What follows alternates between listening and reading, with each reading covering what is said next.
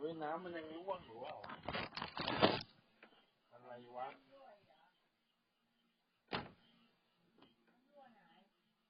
ไม่รู้เปล่าไม่รู้ไม่มีน้ำรั่วแล้วไหนมีน้ำตรงไหนทำเสร็จแล้วข้างบนอ่ะใช่